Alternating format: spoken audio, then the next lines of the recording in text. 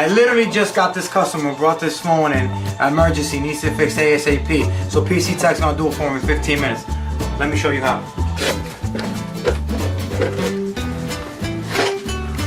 So one of the most common problems that you're gonna face with an iPhone is broken screen. Second, followed by battery, and then water damage. Right here we have your typical shattered screen. The good thing is, we still get video, but the touch is gone.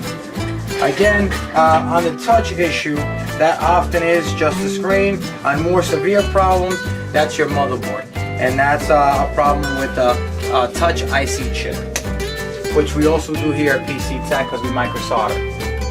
iPhone 7 screen.